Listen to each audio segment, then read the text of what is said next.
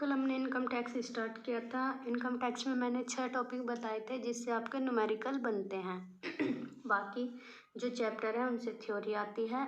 जो मैंने कल 6 चैप्टर बताए थे उनमें से आज एक चैप्टर है residential status and tax liabilities. उनमें से फर्स्ट पॉइंट ही है ये वाला। जिसने मेरी वीडियो इनकम टैक्स की पहली वीडियो नहीं देखी है वो जाके मेरे चैनल पे देख सकता है कि कौन कौन से टॉपिक हैं जिनसे न्यूमेरिकल बनते हैं। ये है, हिंदी में कहते हैं इसे निवासी स्थिति एंड कर दायित्व। इसमें हम पढ़ेंगे कि निवासी स्थिति क्या होती है, किसी व्यक्ति की निवासी स्थिति कैसे ज्ञात करते हैं, कैसे पता चलती है उसकी निवासी स्थिति, तथा उसके कर दायित्व कैसे पता चलते हैं। यहाँ पढ़ेंगे हम किसी व्यक्ति की निवासी स्थिति गत वर्षों में उसके भारत में रहने की अवधि पर निर्भर करती है, अर्थात कि वह पिछले वर्ष भारत में कितने दिन रहा है उन दिनों पर निर्भर करेगी कि वह निवासीय स्थिति में है या नहीं है।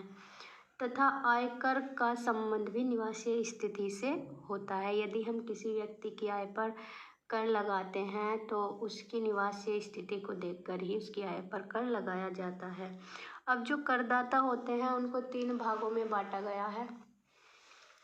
पहला, भारत में निवासी या साधारण निवासी, रेसिडेंट और ordinary resident in India. Bharat में असाधारण निवासी, non ordinary resident in India, और अनिवासी नॉन रेसिडेंट। यदि मैं इसे सिंपल वे में कहूँ तो साधारण निवासी, ऑर्डिनरी रेसिडेंट या रेसिडेंट, असाधारण निवासी, नॉट ऑर्डिनरी रेसिडेंट, अनिवासी नॉन रेसिडेंट। करदाता को 3 भागों में बांटा गया है। अब करदाता होते कौन हैं? कोई व्यक्ति भी हो सकता है, फर्म हो सकती है, कंपनी हो सकती है, व्यक्तियों का समुदाय भी हो सकता है, या हिंदू अविभाजित परिवार भी हो सकता है। अब किसी भी करदाता की निवासी स्थिति का कैसे पता करें कि वह साधारण निवासी है या असाधारण निवासी है या अनिवासी है? तो उसके लिए 2 शर्तें दी गई हैं। पहली शर्त है बेसिक कंडीशन, इसमें 2 शर्तें हैं, और दूसरी शर्त है अतिरिक्त यानी कि एडिशनल कंडीशन, इसमें भी 2 शर्त है। अब साधारण निवासी कौन होगा, असाधारण निवासी कौन होगा और अनिवासी कौन होगा, ज़रा ध्यान से सुनना, क्योंकि मोस्ट इम्पोर्टेंट है ये टॉपिक। आपके थ्योरी बेस से भी और आपके न्यूमेरिकल बेस से भी ये बहुत ही इम्पोर्टेंट टॉपिक है, तो थोड़ा ध्यान से सुनना, और इसके नोट्स मैं बता दूंगी, ठीक है। साधारण निवासी कौन होते हैं, असाधारण कौन होते हैं और अनिवासी कौन होते हैं। तो सबसे पहले हम सीखेंगे कि साधारण निवासी की निवासी स्थिति कैसे निर्धारित की जाती है कि वह साधारण निवासी है या नहीं। यदि आप चाहे तो इसे लिख सकते हैं, यदि कोई व्यक्ति बेसिक कंडीशन में से किसी एक कंडीशन को, क्योंकि इसमें 2 कंडीशन दी गई हैं बेसिक कंडीशन में, तो किसी एक कंडीशन को पूरी करता है, साथ ही एडिशनल कंडीशन की दोनों शर्तों को पूरी करता है। दोबारा सुन लीजिए, यदि कोई व्यक्ति बेसिक कंडीशन की कोई एक शर्त को पूरी करता है, साथ ही एडिशनल कंडीशन की दोनों शर्तों को पूरी करता है, तो वह साधारण निवासी कहलाएगा। ठीक है, ये कंडीशन मैंने लिखी है, मैं इनको समझा दूंगी किस तरह से है, केवल आप अभी इतना समझिए कि साधारण निवासी कैसे कहलाएगा। अब आती है असाधारण निवासी की बात। यदि कोई व्यक्ति बेसिक कंडीशन की दोनों शर्तों में से किसी एक शर्त को या दोनों शर्त को, बेसिक कंडीशन की किसी एक शर्त को पूरी करता है, लेकिन अतिरिक्त शर्त की किसी भी शर्त को पूरी नहीं करता, तो वह असाधारण निवासी है। फिर से सुन लीजिए, असाधारण निवासी कौन कहलाएगा? Not resident not ordinary resident कौन कहलाएगा? जो व्यक्ति बेसिक कंडीशन की किसी एक शर्त को पूरी करता है, दोनों शर्तों में से किसी एक शर्त को पूरी करता है, लेकिन एडिशनल कंडीशन की किसी एक भी शर्त को पूरी नहीं करता, वह असाधारण निवासी कहलाएगा। अनिवासी कौन होते हैं? जो वह व्यक्ति जो न तो आधारभूत शर्तों को पूरी करता है अर्थात बेसिक कंडीशन, ना तो बेसिक कंडीशन को पूरी करता है और ना ही एडिशनल कंडीशन को पूरी करता है, तो वह अनिवासी कहलाएगा। इसको अपनी बुक में नोट डाउन कर लेना। मैं यहाँ पे दिखा रही हूँ, इसका स्क्रीनशॉट ले लेना, ठीक है। ये देखिए यहाँ पे, इसका स्क्रीनशॉट ले लीजिए। अब चलते हैं न्यूमेरिकल की तरफ। न्यूमेरिकल में मैं 6 रूल बताऊंगी आपको, उस 6 रूल से ही आपका क्वेश्चन सॉल्व हो जाएगा। तो वो रूल क्या क्या हैं ये आप अपनी कॉपी में राइट डाउन करते चलिए, इसे जो भी मैं बताऊं। पेंसिल और कॉपी लेके बैठनी है, ये नहीं कि देखना है सुनना है बस। यदि आपको इससे कुछ लाभ चाहिए तो आपको पेंसिल और कॉपी लेके बैठनी पड़ेगी। तो देखिए नियम, ये यहाँ पे रेसिडेंट है, साधारण निवासी, नॉट ऑर्डिनरी रेसिडेंट, असाधारण निवासी, नॉन रेसिडेंट, अनिवासी। इसमें मैं 6 रूल बताऊंगी, बुक में तो 18-20 रूल होंगे, उनमें बहुत कंफ्यूजन है। अच्छे से पढ़ना है तो नोट्स लीजिए, ये नोट्स बनाइए जो मैं पढ़ा रही हूँ। यदि क्वेश्चन को आसान बनाना है, न्यूमेरिकल को आसान बनाना है इसके, तो जो मैं नोट्स बता रही हूँ उसको कॉपी पेंसिल लीजिए साथ और उतारते चलिए। पैसा चाहे भारत में कमाया गया हो या भारत के बाहर, टैक्सेबल टैक्सेबल टैक्सेबल, इसमें भी टैक्सेबल, इसमें भी, इसमें भी।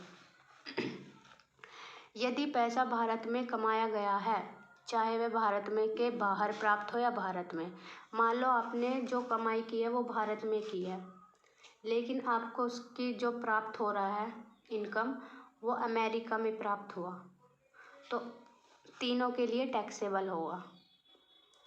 यदि आपने पैसा भारत में कमाया है और भारत में ही प्राप्त हो रहा है तो तब भी वो तीनों के लिए टैक्सेबल होगा।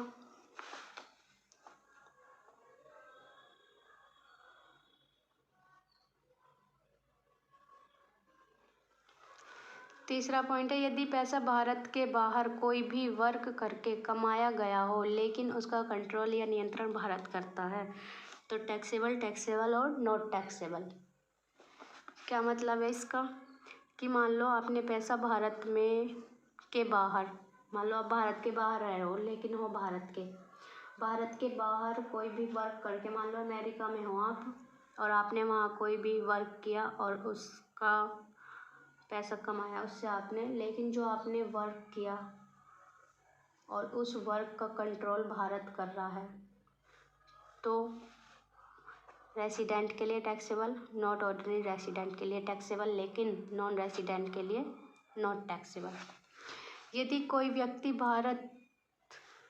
कोई व्यक्ति व्यापार भारत के बाहर करता है, उस व्यापार का नियंत्रण भी कोई दूसरा देश करता है, तो केवल पहले में टैक्सेबल, फिर नॉट टैक्सेबल, नॉट टैक्सेबल। मान लो कोई व्यक्ति है जो व्यापार भारत के बाहर कर रहा है लेकिन उसका नियंत्रण दूसरा देश कर रहा है। यदि उसका नियंत्रण भारत करता तो टैक्सेबल, टैक्सेबल, नॉट टैक्सेबल, ठीक है। लेकिन अगर कोई व्यक्ति व्यापार कर रहा है या बाहर कमा रहा है उसके लिए, और कोई दूसरा देश या जहाँ वो काम कर रहा है वही देश उसका कंट्रोल कर रहा है, तो taxable, not taxable, not taxable. यदि भारत के बाहर पैसा कमाया गया हो तथा भारत के बाहर प्रयोग किया गया हो या बैंक में डाला गया हो, मान लो आपने भारत के बाहर पैसा कमाया और भारत के बाहर ही प्रयोग कर लिया उसका, या भारत के बाहर ही किसी बैंक में डाल दिया, भारत के बैंक में ना डाल के किसी विदेशी बैंक में ही डाल दिया, तो पहले के लिए टैक्सेबल, नॉट टैक्सेबल, फिर नॉट टैक्सेबल। आय प्राप्त की गई भारत के बाहर पहले वर्षों में, पूर्व, ये भी आ सकता है कि पूर्व के वर्षों में या पिछले वर्षों में या भूतपूर्व वर्षों में, तो इन कंडीशन में हमेशा not taxable, not taxable, not taxable. ये न्यूमेरिकल का रूल है। अब मैं न्यूमेरिकल स्टार्ट करूँगी, इसी रूल को हमें देखना है, ठीक है। चलिए स्टार्ट करते हैं। क्वेश्चन है हमारा ये कि पाकिस्तान से कृषि से आई है, भारत में वेतन प्राप्त हुआ, ये इस तरह से हमारा क्वेश्चन है। हमें कहा गया है कि सकल आय की गणना कीजिए, निवासी यानी कि रेसिडेंट की सकल आय की गणना करनी है, असाधारण निवासी की सकल आय की गणना करनी है और अनिवासी की सकल आय की गणना करनी है। तो अब हम इसमें ये देखेंगे कि जैसे पाकिस्तान से कृषि से आय है तो किस किस के लिए वो टैक्सेबल होगी, रेसिडेंट के लिए, इसके लिए, इसके लिए या इसके लिए। अब मैंने आपको पॉइंट बताए थे, यहाँ कह रहा है कि पाकिस्तान से में कृषि से आए, मतलब कमाई कहाँ की गई है, पाकिस्तान में। कहीं इसमें भारत का नाम है नहीं ना। तो देखो, जब पाकिस्तान में कृषि से आए है तो क्या होगा ना, इसमें ये कहा गया कि भारत में जमा की या भारत में प्राप्त हुआ। तो पहला पॉइंट कहता है, तो देखो इसमें से कौन सा पॉइंट आएगा, इसमें हम ये देखेंगे। सिर्फ ये सोचो कि ये भारत के बाहर ही कमाई गई है ना, ये भारत में प्राप्त हुई, कहीं प्राप्त नहीं हुई, तो वहीं प्राप्त हुई है। यदि पाकिस्तान में कृषि से आय है तो वहीं प्राप्त हुई है। यदि ये कहता कि पाकिस्तान में कृषि से आय भारत में प्राप्त, तो बात अलग हो जाती, लेकिन इसने ऐसा कुछ नहीं कहा है, इसने इससे केवल ये कहा है कि पाकिस्तान में कृषि से आय। तो इसमें देखो कौन सा पॉइंट बनता है। पहला पॉइंट है पैसा चाहे भारत में कमाया गया हो, तो भारत में तो कमाया ही नहीं गया।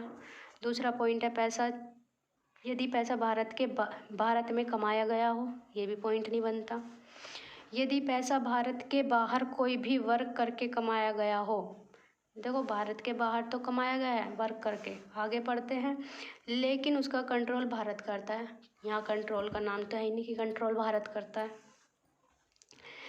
आगे नेक्स्ट पढ़ते हैं, यदि कोई व्यक्ति व्यापार भारत के बाहर करता है, उस व्यापार का नियंत्रण भी कोई दूसरा देश करता है। ऐसा तो इसमें कहा नहीं कि इसका नियंत्रण भी पाकिस्तान कर रहा है या दूसरा देश कर रहा है। यदि भारत के बाहर पैसा कमाया गया है तथा भारत के बाहर प्रयोग किया गया हो और बैंक में डाला गया हो, देखो ये कंडीशन बन सकती है। कैसे, पाकिस्तान में कृषि से आए, तो ये कंडीशन बन रही है। तो ये क्या कहता है, taxable, not taxable, not taxable. तो कितना है हमारा, देखो 30,000 है, तो ये आ जाएगा taxable, not taxable, not taxable. ये मैं यहाँ पे लिख नहीं रही हूँ, केवल फर्स्ट पॉइंट डाल रही हूँ, क्योंकि मैं इसलिए लिखना नहीं चाह रही कि मुझे हिंदी में भी लिखना है और इंग्लिश में भी। तो जब आपके पेपर में आएगा, आपको हिंदी में भी दिया होगा, इंग्लिश में भी दिया होगा, तो आपकी मर्जी है, हिंदी में लिख लो या इंग्लिश में लिख लो, ठीक है। तो मैं केवल पॉइंट डाल रही हूँ और आपको केवल समझाने की कोशिश कर रही हूँ। नेक्स्ट पॉइंट है, भारत में वेतन प्राप्त परंतु सेवा इराक में की गई। भारत में पैसा चाहे भारत में कमाया गया हो या भारत के बाहर, देखो भारत में तो कमाया गया है। दूसरी कंडीशन, यदि पैसा भारत में कमाया गया है, चाहे वह भारत में प्राप्त हो या भारत के बाहर। यहाँ पे पैसा भारत में तो कमाया गया है, चाहे वो कहीं भी प्राप्त हो। एक बात जान लो कि पैसा भारत में कमाया गया है तो तीनों में टैक्सेबल होगा। पैसा चाहे भारत में कमाया गया है या भारत के बाहर, लेकिन प्राप्त भारत में हो रहा है, तो तीनों में टैक्सेबल होगा, ठीक है। तो टैक्सेबल कितना, 12,000। दूसरा पॉइंट, 12,000, 12,000, 12,000।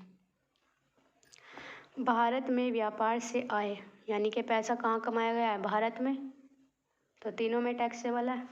टैक्सेबल टैक्सेबल कितना, 12,000, 12,000 और 12,000। एक घरेलू कंपनी का लाभांश, घरेलू कंपनी होती है, यदि घरेलू कंपनी का नाम है तो ये समझो कि वो इंडिया की है, ठीक है। लाभांश, अब यदि कोई भी इंडिया का लाभांश होगा तो वो हमेशा एग्जैम्प्ट होगा। कौन सी चीज़ें एग्जैम्प्ट होती है वो मैं आपको बता दूंगी, लिखवा दूंगी आपको। एग्जैम्प्ट का मतलब होता है कर मुक्त, जिस पर कब कर नहीं लगता। तीसरा, बांग्लादेश में बैंक जमा पर कमाई गई तथा प्राप्त की गई आय। देखो, बांग्लादेश में ही कमाई और वहीं प्राप्त हो गई, ये वाली कंडीशन बन रही है। यदि भारत में के बाहर पैसा कमाया गया, बांग्लादेश तो दूसरा देश है तो भारत का तो नाम ही नहीं, तथा भारत के बाहर प्रयोग किया गया और बैंक में डाला गया या बैंक में, तो भारत के बाहर ही कमाया और भारत के बाहर ही प्रयोग कर लिया, तो taxable not taxable not taxable. 2,000 एग्जैम्प्ट, ठीक है, सॉरी 6,000 है, 6,000 है, 6,000 है। श्रीलंका में व्यापार से आय जो भारत में नियंत्रित है। देखो, हमने पैसा कहीं भी कमाया है, चाहे वो श्रीलंका हो, अमेरिका हो, ब्रिटेन हो, कनाडा हो, कहीं भी कमाया है, लेकिन उसका नियंत्रण भारत कर रहा है, तो दो में टैक्सेबल होगा, टैक्सेबल टैक्सेबल नॉट टैक्सेबल, ठीक है। कितना है, ये है आपका 5,000, तो टैक्सेबल टैक्सेबल नॉट टैक्सेबल। अब इन सब का एडिशन कर देंगे, एक बार फिर से सुन लीजिए किस तरह से हुआ है। पाकिस्तान में कृषि से आय, पैसा यदि बाहर कमाया गया है तो taxable not taxable not taxable. Pakistan कहाँ है, भारत से बाहर है, दूसरा देश है, तो भारत, जाहिर सी बात है कि भारत के बाहर ही कमाया गया है पैसा, तो taxable not taxable not taxable. Bharat में वेतन प्राप्त की या वेतन प्राप्त किया, परंतु सेवा इराक में की गई। भारत में पैसा कमाया गया है, पैसा चाहे कहीं भी प्राप्त हो, कहीं भी, यदि पैसा भारत में कमाया गया है, चाहे वो पैसा कहीं पे भी प्राप्त हो, तो taxable taxable taxable taxable taxable taxable. Clear है। भारत में व्यापार से आय, पैसा भारत में कमाया गया है, तो टैक्सेबल टैक्सेबल टैक्सेबल। क्लियर है। एग्जैम्प्ट वाला मैंने बता दिया कि एग्जैम्प्ट के मैं पॉइंट आपको लिखवा दूंगी। जो भारत का डिविडेंड होता है, इंडियन डिविडेंड, वो हमेशा एग्जैम्प्ट कहलाता है। एग्जैम्प्ट एग्जैम्प्ट एग्जैम्प्ट, और क्यों एग्जैम्प्ट होता है इसका रीज़न भी बताऊंगी। फ़िलहाल आप इतना समझिए जो मैं समझाना चाह रही हूँ। बांग्लादेश में बैंक जमा पर कमाई गई तथा प्राप्त की गई आय, मतलब बांग्लादेश में ही कमाई और वहीं पे प्राप्त कर ली गई, तो taxable not taxable not taxable. Clear है। इसमें क्या लग सकता है हमारा रूल कि भारत के बाहर कमाई गई धनराशि भारत के बाहर ही प्राप्त, taxable not taxable not taxable. या इस तरह से हम कह सकते हैं जो धनराशि भारत के बाहर कमाई जाती है और उसका प्रयोग भारत के बाहर ही कर लिया जाता है, तो taxable not taxable not taxable. Clear है। 6 पॉइंट है, श्रीलंका में व्यापार से आय, देखो श्रीलंका में कमाई गई है, जो भी हमने पैसा कमाया है वो श्रीलंका में कमाया है, लेकिन उसका नियंत्रण कौन कर रहा है? भारत कर रहा है। तो टैक्सेबल, टैक्सेबल, नॉट टैक्सेबल। यदि किसी भी वर्क करके या मान लो कोई भी व्यक्ति बाहर कार्य करता है और जो वो कार्य करता है उसका नियंत्रण भारत करता है, तो रेसिडेंट के लिए टैक्सेबल, नॉट ऑर्डिनरी रेसिडेंट के लिए टैक्सेबल, बाकी के लिए नॉट टैक्सेबल। क्लियर? बस इसका यहाँ से एडिशन कर देंगे तो ग्रॉस हमारी आ जाएगी यहाँ पे gross value, gross income, total gross income. इसका एडिशन कर देंगे यहाँ पे, इसका एडिशन कर देंगे यहाँ पे और इसका एडिशन कर देंगे यहाँ पे। क्लियर है? वीडियो अच्छी लगी हो तो लाइक कीजिए, शेयर कीजिए, सब्सक्राइब कीजिए, कमेंट ज़रूर कीजिए। यदि ये वीडियो आपको अच्छी लगी है तो कमेंट ज़रूर कीजिए। Thank you.